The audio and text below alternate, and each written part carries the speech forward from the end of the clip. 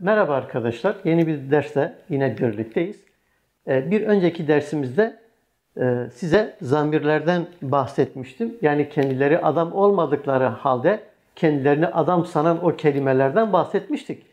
Tabii zamirlerle devam edeceğiz. Şimdi biz geçen dersimizde ne demiştik? Mın, de, ve, vi, me, ve, one demiştik. Aslında bu şahıs zamirleri iki gruptan meydana gelir. Size geçen dersimizde bir grubunu anlatmıştım. Bu dersimizde diğer grubunu anlatacağım. O diğer grubumuz da şu arkadaşlar. Ez, tü, ev, em, hun, ev. Yine aynı şekilde ben, sen, o, biz, siz, onlar. Şimdi gördüğünüz gibi iki grup şahıs zamiri ortaya çıktı. Diyeceksiniz ki biz bu iki şahıs grubunu nasıl kullanacağız? Çok pratik bir yöntem söyleyeyim arkadaşlar. Size diğer dersimde anlattığım mın, te, ve, vi, me, ve, van şahıs eki almazlar. Şimdi bugün anlatacağım es, tü, ev, em, hun, ev şahıs zamirleri ise hem cümlede şahıs ekleri alırlar hem de kendi başlarına cümle oluşturmada ana temayı, ana rolü oynarlar. Şimdi şahıs ekleri dediğimiz zaman bakalım bu şahıs ekleri nelermiş? Hemen o şahıs eklerimizi de şuraya yazalım. Şimdi Türkçe'de diyelim ki ben dediğimiz zaman ben, benim kitabım. Burada ben şahsının ekidir. Şöyle diyebilir miyiz? Senin kitabım diyebilir miyiz? Hayır. Senin kitabın deriz. Senin kitabın. Bakın sen olunca eki aldı. Ben olunca ekini ya da me eki ya da ne ekini aldı. O olunca ne oluyor? Onun kitabı. Bakın o olunca şahıs değişti. Şahıs eki değişti. Şahıs eki. Yine diyelim ki bizim kitabımız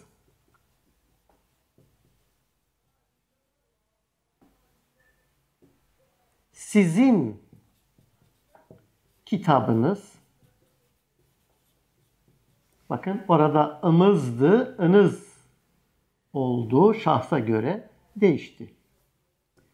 Onların kitapları.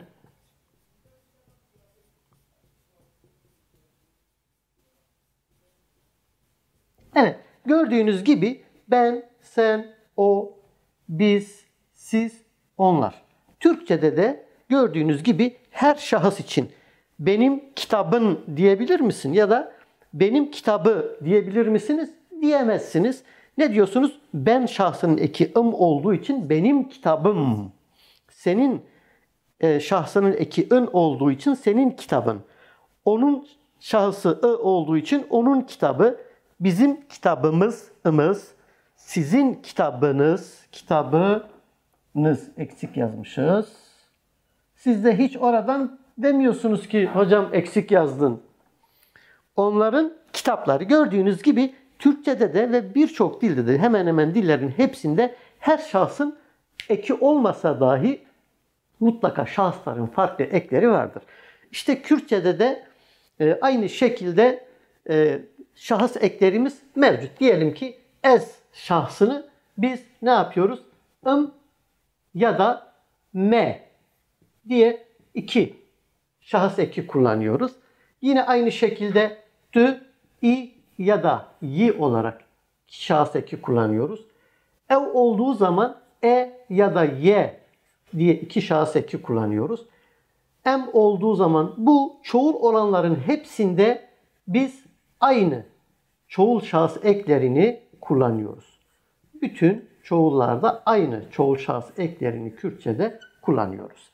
Şimdi bunlara örnek vereceğim arkadaşlar. Kısaca, çok fazla böyle dersi, hani dersin başında anlattığımda demiştim ya, bu grup şahıs zamirleri şahıs ekleri almaz ama bu grup alır demiştik. Evet, şimdi diyelim ki ilk kelimemiz ez. Şurayı çizelim, birbirine karışmasın. Ez, mamoste neydi? Geçen dersimizde öğretmiştik. Öğretmen, mamoste. Ez, mamoste, me. Neyi kullandık? Me'yi kullandık. Ve dikkat edin, Türkçedeki şahıs eklerini yazarken bitişik yazdık. Ama Kürtçe'de bu şahıs ekleri ayrı yazılır. Şimdi Huendekar nedir? Huendekar, onu da vermiştik. Öğrencidir. Huendekar. Tü, ya da yine ezle devam edelim. Tü ile farklı şeyler yapalım. Ez, huendekarım. Evet, burada gördüğünüz gibi mamoste'de m, huendekar'da ın kullandık. Nedeni şu arkadaşlar. Eğer kelimenin son harfi sesli ise sessiz ile başlayan eki kullanıyoruz, uyum olsun diye. Eğer kelimenin son harfi sessiz ise sesli ile başlayan eki kullanıyoruz. Şimdi şöyle diyebilir miyiz? Ez mamoste ın dediğiniz zaman telaffuzu bile zor olur. Onun için ez mamoste me, sesli olduğu için sessiz eki, sessizle başlayan eki. Ez huendekarım. Ez huendekarım dediğimizde de yine sessiz ekle bittiği, harfle bittiği için sesli ekle başlayan şahıs eklerini kullandık. Şimdi devam edelim. Dü. Dü. Dü. Bu örneği de verebiliriz. Farklı örnekler de verebiliriz. Terzi kelimesi Türkçe bir kelime değil. Kürtçe'de de kullanılmakta. Dü terzi yi. Neyi kullandık? Yi'yi kullandık. Dü bijişk. Terzidir zaten. Bijişk. Bijişk doktor demektir. Dü bijişk ki. Burada da gördüğünüz gibi iyi kullandık. Neden? Çünkü terzi dediğimizde son ses sesliydi. Sessiz harfle başlayan eki kullandık. Son ses sessizdi. Sesli ile başlayan eki kullandık. Dikkat ettiyseniz bütün şahıs eklerini biz nasıl yazıyoruz? Ayrı yazıyoruz. Çünkü bizim Aryen dil grubu dediğimiz, ki birçok kaynakta Hint-Avrupa dil grubu denilen bu dil grubunun hepsinde şahıs ekleri genellikle isim ve sıfatlardan ayrı yazılır. Örneğin İngilizceden örnek verecek olursak am, is, are ekleri aynı şekilde İngilizce'de de ayrı yazılmaktadır. Şimdi diğer şeylerimizle de, zamirlerimizle de bu örnekleri yapmaya devam edelim. Ev, hemşire Türkçe'de değil, Kürtçe'de değil, iki dilde de kullanılmakta. Ev hemşire ye dediğimiz zaman bu sesli olduğu için sessizle başlayan eki kullandık. Ev karker işçi, karker hemşire, karker işçi, karker. O karkere dediğimizde son ses sessiz olduğu için sesli ile başlayan eki kullanmıştık. Em, biz. Pale ırgat demektir. Pale pale, pale ırgat demektir. Em, pale, ne sesli ile bittiği için sessiz eki yazdık.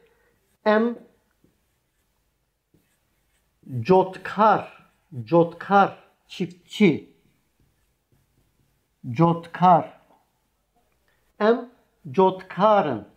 Gördüğünüz gibi çoğul ekte de değişen bir şey olmuyor. Eğer kelimenin son harfi, kelime sesli harfle bitmişse, sessizle başlayan eki, kelime sessizle bitmişse sesli ile başlayan eki getiriyoruz. Hun, hun, hun, hun, hun. Yine diyelim ki ne yazalım? Hun, endezyar, endezyar, endezyar, mühendis. Hun, endezyarın. Gördüğünüz gibi sessizle bitti. Sesliyle başlayan eki getirdik. Hun, hun, hun. Karkeri yine kullanalım. Karment kullanalım. Memur. Memur. Karment. Karment. Karmendin. Ev. Ev. Ev. Hemşire. Ne? Buna benzer örnekleri çoğaltabiliriz. Burada da gördüğünüz gibi bilinmesi gereken her şahsın 2 tane eki vardır. Biri sonu sesli ile biten kelimeler için, biri de sonu sessiz ile biten kelimeler için kullanıyoruz. Şimdi bunları birlikte kullanalım, okuyalım. Hepsini birlikte okuyalım. Bunları önce yazdığımız için burayla başlayalım. Es bamosteme, es xwendekarım, tu terziyi, tu bejişki. Dikkat ettiyseniz ben okurken bu ekler bitişikmiş gibi okuyorum. Ama yazarken ayrı yazıyorum. Ev hemşireye, ev karkere, em palene, em jotkarın, hun endezyarın, hun karmendin, karmend biliyorsunuz memur olarak kullanmıştık. Ev hemşire ne? Burada da gördüğünüz gibi yine aynı şekilde 2 ev tekil ek kullanıldığında o ev çoğul ek kullanıldığında onlar olarak ifade edilmektedir. İngilizce'de de buna benzer bir örnek var. İkinci tekil şahıs olan you hem sen hem siz olarak kullanılmaktadır. Bu birçok dilde bu şekilde ifade edilmektedir. Bu kelimelerimizi de okuyalım. Mamoste, xwendekar, terzi, bejişk, hemşire, karker, pale, jotkar. Endezyarı oraya yer kalmadığı için yazmamıştık. Endezyar, mühendis, karment, memur. Bunları da yazabilirsiniz aynı şekilde. Şimdi tekrar başa dönecek olursak şurayı silelim. Hemen hızlı bir şekilde bunları sileyim. Demiştik ki iki grup şahıs zamirimiz var. Bir grubu şahıs eki alır, bir grubu şahıs eki almaz. Bu ilk size anlattığımız grup şahıs eki almaz. Bugün bu derste anlattığım es, tu, ev, em, hun, ev. Bunlar şahıs eki alır. Ev, ikisi de aynıdır. Bu tekil ek alır. E ya da y tekil. Bu ise çoğul ek alır. Ne. Tekil ek aldığında o, çoğul ek aldığında onlar. Es neydi? Hemen şahıs ekini yazalım. Ya da m. Tü neydi? İ ya da y. Çoğullar neydi hepsi? İn ya da ne. Çoğullar ya da ne ekini alıyordu. Bu ekleri neye göre yazıyoruz? buraya yazacağımız sözcüğün son sesi sessiz ise sesli ile, sesli ise sessiz ile başlayan eki yazıyoruz. Bu şekilde bugünkü dersimizi de tamamladık. Bir başka derste buluşmak üzere. Kendinize iyi bakın. Sağlıklı günler diliyorum.